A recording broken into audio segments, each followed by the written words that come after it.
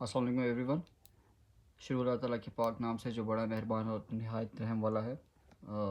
This is professor Ali Hasan and today I am gonna teach you some tricks and tips for the CSS English essay specifically.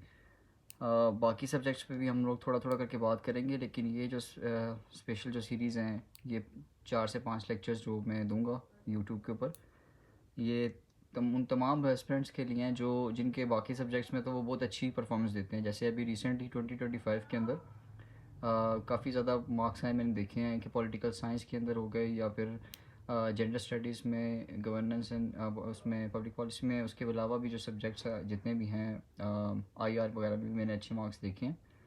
लेकिन when it comes to the English essay, तो उनकी performance बहुत bad होती है, या फिर अगर वो अच्छा अपनी तरफ से परफॉर्म करने की कोशिश करते भी हैं तो उनके 20, 25 या 30 से ऊपर मार्क्स नहीं आते। तो इसकी मेन वजह तो यह है कि एक एकेडमी अगर आप उसमें जा रहे हैं और एक तरह का लेक्चर आप लोगों को मिल रहा है, और उसमें फिर वो किसी का क्या निकल के कोई सामने आएगा या क्या दूसरों से मुनफरिद होगा। और अगर एकेडमी जाकर या फिर यूट्यूब के कुछ इस तरह की वीडियोस, लाइक कुछ लिमिटेड वीडियोस वगैरह देख कर अगर पास होना होता हो, तो फिर तो ऐसे तो सबका हो जाता। तो मैं वो चीज़ें बताऊंगा जिनकी वजह से मेरे मार्क्स जो आए थे कि कैसे अच्छे आए, और क्या चीज़ें मैंने बाकियों से डिफरेंट की। तो ये बहुत शॉर्ट शॉर्ट में वीडियोस बनाऊंगा, और बहुत लाइक टू द पॉइंट बातें वो बताऊंगा जो कि आपको कहीं पर भी पता नहीं लगेंगी। तो without wasting any time start करते हैं। तो जो इंग्लिश ऐसे है, it's like I think it's like a human body. जैसे किसी भी एक इंसान की बॉडी होती है तो उसका एक हेड होता है, राइट। उसके बाद फिर उसका एक नेक आता है, ठीक है। उसके बाद फिर एक उसकी बॉडी होती है, एंड देन उसकी लेग्स वगैरह होती हैं, एंड उसके फीट होते हैं, राइट। तो it's like a human body, जिसमें आप कह लें कि जो हेड है, दैट्स दैट्स योर इंट्रो। और हेड के अंदर ही आपका क्या होता है, ब्रेन होता है। और ब्रेन जो है वो आपका थीसिस स्टेटमेंट है, राइट। जो आपकी पूरी की पूरी बॉडी है, that's your main body of the essay. And when it comes to the feet, or the down part of your body, that's your conclusion. So इनमें से कोई भी बॉडी का पार्ट अगर कम होगा तो ऐसे या बॉडी कंप्लीट नहीं होगी, या फिर ऐसे आपका कंप्लीट नहीं होगा। तो आपको ये सारी, और ये जो नेक पार्ट है, इसके अंदर भी लाइक समझ लें इसके कुछ भी, और इसके भी एक मैं आपको बताऊंगा कि इसके अंदर आप कहने कैसा पैरा बनाना है। पर आप ये समझ लें कि एक ह्यूमन बॉडी है और उसके बारे में आप बता रहे हैं, तो बेसिकली वो आपका ऐसे वही है। ऐसे के ऊपर कौन कौन सी थीम्स लेनी है वो भी हम लोग बात करेंगे। आज मैं सिर्फ एक आपको ओवरव्यू देना चाहता हूँ, ये फर्स्ट लेक्चर है, इसमें आपको एक ओवरव्यू दूंगा। तो शुरू करते हैं, बिस्मिल्लाहिर्रहमानिर्रहीम। लेट्स जस्ट सपोज कि अगर आपको एक टॉपिक मिल गया, हम लोग एक टॉपिक ले लेते हैं। अब जैसे अभी मुझे जो मेरे हिसाब से 2026 का सबसे मेन और सबसे इम्पोर्टेंट टॉपिक है वो AI है, राइट। तो हम लोग एक उसमें से एक थीम ले लेते हैं, AI, artificial intelligence and it's ethical dilemmas, right. Let's suppose कि आपका ये एक ऐसी थीम आ जाती है, इसके ऊपर आपका ऐसे वो मांगते हैं। तो सबसे पहले आप लोगों ने क्या करना होता है, सबसे पहले तो आप इसके ऊपर करेंगे ब्रेनस्टॉर्मिंग। ब्रेनस्टॉर्मिंग के ऊपर भी मैं आपको सारा के सारा बताऊंगा। Let's just focus on the outline, and कोई भी आपको अगर मिल जाता है तो आप उसमें सबसे पहले आपको क्या करना है मैं आपको वो बता देता हूँ। एग्जाम में आप सबसे पहले क्या करेंगे, आप सबसे पहले उसमें बनाएंगे आउटलाइन। आउटलाइन बनाने के लिए आप ये नहीं कि आप यहाँ पे आउटलाइन लिख दें बड़े से, ये इतनी लाइनों में आउटलाइन लिख दें। आप लोगों ने सिंपल तरीके से, अगर आपका मार्जिन है तो आप इतना मार्जिन लगाएं, इससे ऊपर लाइक 1 इंच का, इससे ज़्यादा मार्जिन ना लगाएं। और फिर आप उस मार्जिन के बाद लिखेंगे आउटलाइन, O कैपिटल होगा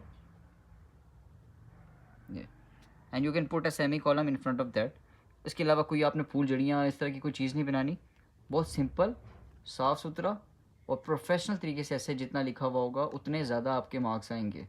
जितना बचगाना और इस किस्म की अगर आप हरकत करेंगे या कोई पूल वगैरह, ये चीज़ें ऐसे में नहीं चाहिए होती। ये बाकी एग्जाम्स में आप कर सकते हैं, कई डायग्राम्स वगैरह बनानी कर सकते हैं, but essay should be very very professional and very authentic and to the point.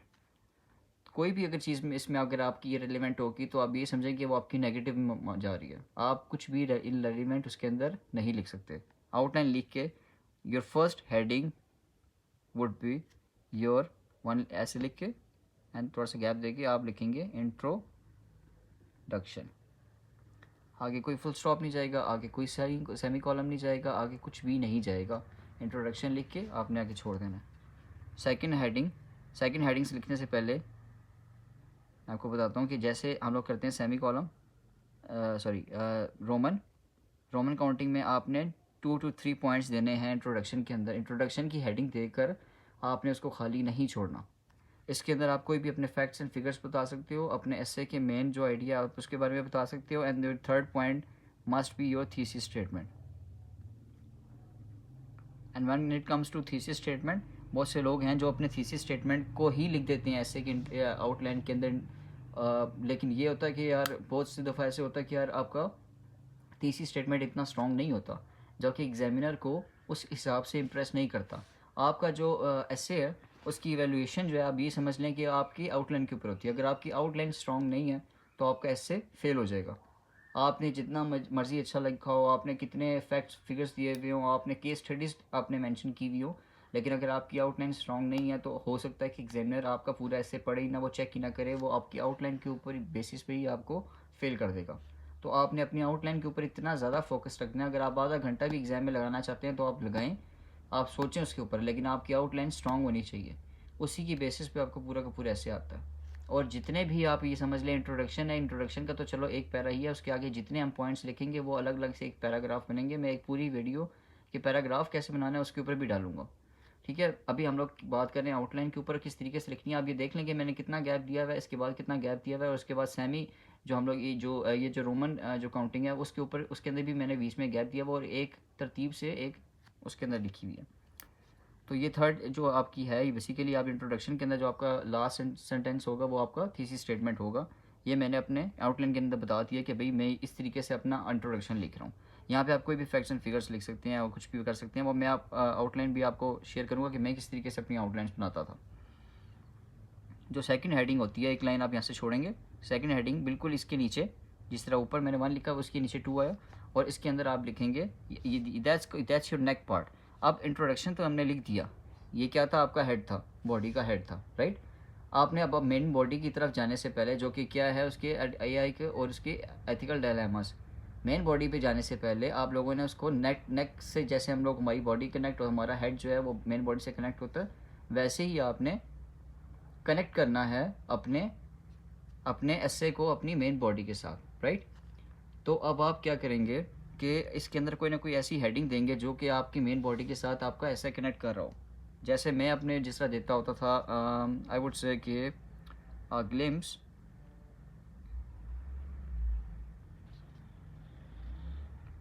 Into the realm of artificial intelligence, right. तो ग्लिम्स होता है लाइक रोशनी डालना, और रेम होता है किंगडम। जो एक किंगडम है, हम उसके ऊपर AI की जो किंगडम है उसके ऊपर थोड़ी सी रोशनी डालते हैं। अब मैं ये नहीं लिख सकता इसके अंदर की डेफिनेशन ऑफ AI, ये it's very pathetic I would say, और it's very like it childish.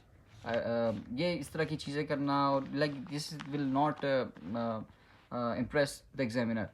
इस तरीके की आप थोड़ी बहुत जो आप अपनी आउटलाइन में वोकेबलरी यूज़ कर सकें, एटलीस्ट उसको सीखें, थोड़ी बहुत स्ट्रांग होनी चाहिए। मैं ये नहीं कह रहा कि आपकी इंग्लिश जो है वो बीकन हाउस वाली या फिर रूट्स के बच्चों की जैसी ही हो तो आप तभी पास करेंगे। बहुत वेरी सिंपल इंग्लिश होनी चाहिए और ऑथेंटिक हो, और आपकी वोकेबलरी या फिर आपकी कोई ग्रामेटिकल मिस्टेक्स नहीं होनी चाहिए, तो तभी आपका ऐसे जो है वो लाइक शाइन करेगा बाकियों के मुकाबले में। ठीक है, ये आ गया इसका नेक पार्ट।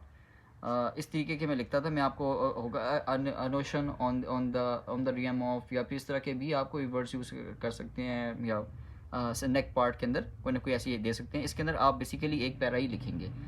एक पैरा आ गया इंट्रोडक्शन का, सेकंड पैरा आ गया नेक का, your third para would be directly related to your statement of the essay, right.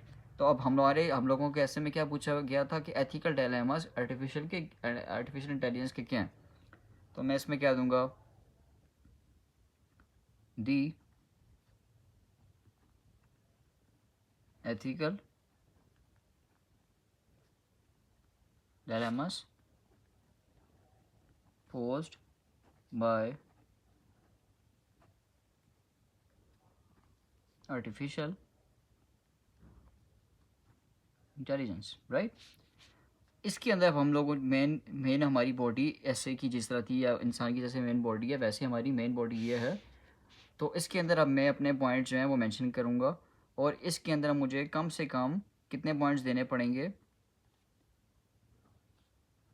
6 points, sorry 8 points, at least 8 points देने पड़ेंगे। ये 8 पॉइंट्स नहीं हैं, ये बेसिकली 8 पैराग्राफ्स हैं, ठीक है। 8 पैराग्राफ्स हैं जो कि मुझे अपने ऐसे के अंदर लिखने पड़ेंगे।